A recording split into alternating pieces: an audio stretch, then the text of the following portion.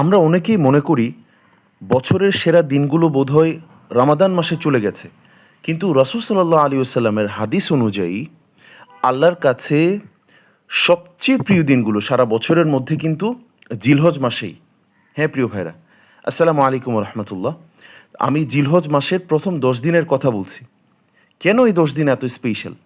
চলুন আজকের আজফার ইনসাইট, আজকের এই ভিডিওতে আমরা রেফারেন্স সহ জেনে নেই। প্রিয় ভাইরা, আমরা যদি পবিত্র কোরআন থেকে দেখি সূরা আল ফাজরে আল্লাহ তাআলা এই জিলহজ মাসের প্রথম 10 রাতের কসম খেয়েছেন। আল্লাহ তাআলা বলছেন ওয়াল ফাজরি ওয়া লায়ালিন আশর, যে কসম ভোরের এবং কসম 10 রাতের। হাফেজ ইবনে কাসির রাহিমাহুল্লাহ এবং উনি সহ প্রায় সকল মুফাসসির এই ব্যাপারে একমত যে এখানে 10 রাত বলতে জিলহজ মাসের প্রথম 10 দিন এবং রাতকে বোঝানো হয়েছে, যা জিলহজ মাসের এই 10 দিনের গুরুত্বের সবচেয়ে বড় প্রমাণ। এবং আরেকটি রেফারেন্স যদি আমরা কোরআন থেকে দেখি, সূরা আল হাজ্জে আল্লাহ তাআলা বলছেন যে ওয়াজকুরুসমাল্লাহি ফি আইয়ামিম মা'লুমাত, এবং তারা যেন নির্দিষ্ট দিনগুলোতে আল্লাহর নাম স্মরণ করে জিকির করে। ইবনে আব্বাস রাহিমাহুল্লাহ, বিখ্যাত সাহাবী, উনি বলছেন যে এই নির্দিষ্ট দিনসমূহ হচ্ছে জিলহজ মাসের প্রথম 10 দিন। সুবহানাল্লাহ। প্রিয় ভাইরা, আমরা যদি হাদিস থেকেও জিলহজ মাসের গুরুত্ব নিয়ে দেখি, রাসূল সাল্লাল্লাহু আলাইহি ওয়াসাল্লামের বর্ণনা, ইবনে আব্বাস রাদিয়াল্লাহু বলছেন যে মা মিন আইয়ামিল আমালুস সালিহু ফিহা আহাব্বু ইলাল্লাহি মিন হাযিহিল আইয়াম, ইয়ানি আইয়ামুল আশর। যে রাসূল সাল্লাল্লাহু আলাইহি ওয়াসাল্লাম বলছেন যে জিলহজের প্রথম 10 দিনের নেক আমলের চেয়ে আল্লাহর কাছে প্রিয় অন্য কোনো আমল নেই। তখন সাহাবীরা জিজ্ঞেস করলেন যে ইয়া রাসূলুল্লাহ ওয়ালাল জিহাদু ফি সাবিলিল্লাহ, জি ইয়া রাসূলুল্লাহ, জিহাদ, আল্লাহর রাস্তায় জিহাদ কি এর চেয়ে উত্তম নয়?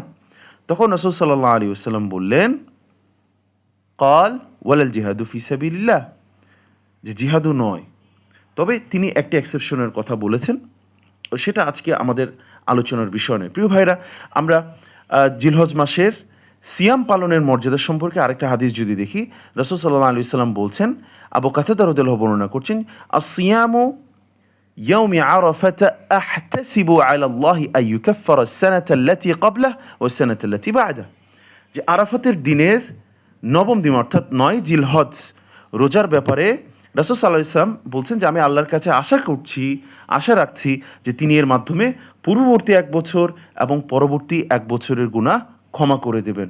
আল্লাহু আকবার। প্রিয় ভাইরা, আমরা যদি পপুলার আলেমদের বক্তব্য দেখি, ইমাম ইবনুল কাইয়িম রাহিমাহুল্লাহ, ওনার একটা ফায়সালার ব্যাপারে আজকে আপনাদের বলি। প্রিয় ভাইরা, একটা বিষয় নিয়ে খুবই ডিবেটেবল হয়ে উঠেছিল, একটা ডিবেটেবল কোশ্চেন, সেটা ছিল যে রমাদানের শেষ 10 দিন সেরা নাকি জিলহজ মাসের প্রথম 10 দিন সেরা।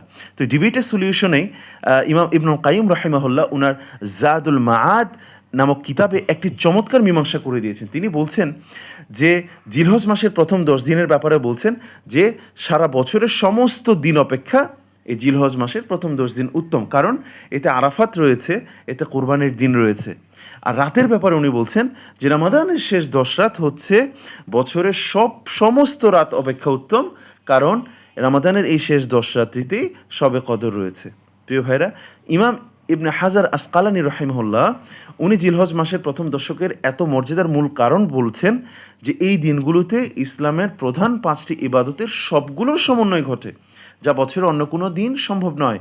অর্থাৎ প্রিয় ভাইরা, আপনি সালাত, সিয়াম এবং সাদাকা বছরের যে কোনো মাসে যে কোনো সময় করতে পারছেন, কিন্তু হজ এবং কোরবানি আপনাকে এই জিলহজ মাসে আদায় করতে হয়। তো আসুন প্রিয় ভাইরা, যে মাসের এত মর্যাদা, সেই মাসে আমরা কি বিশেষ আমল করার মধ্য দিয়ে এই মাসের মর্যাদা আদায় করতে পারে। প্রিয় ভাইরা, দেখুন, 1 নম্বর হচ্ছে যে এই মাসে প্রথম যে আমলটি আপনি করবেন, যেটা সমস্ত নবীদের সুন্নাহ, সেটা হচ্ছে যাদের কুরবানি করার সামর্থ্য আছে তারা যেন জিলহজের চাঁদ দেখার সঙ্গে সঙ্গেই এরপর থেকে কুরবানির দিন পর্যন্ত নখ, চুল কিংবা গোঁফ কাটা বন্ধ করে দেয়। ঠিক আছে, এটা একটি গুরুত্বপূর্ণ সুন্নাহ। 2 নম্বর হচ্ছে সিয়াম পালন করা, অর্থাৎ জিলহজ মাসের প্রথম 10 দিন, অর্থাৎ কোরবানি ঈদের দিন বাদ দিয়ে প্রথম 9 দিন, 1 থেকে 9 জিলহজ পর্যন্ত সিয়াম পালন করা। বিশেষ করে আরাফাতের দিন 9 জিলহজ সিয়াম মিস করা যাবে না, এর গুরুত্ব নিয়ে আমরা কথা বলেছি। প্রিয় ভাইরা ৩ নম্বর যে কাজটি আপনি করবেন, বেশি বেশি তাকবীর এবং জিকির করা।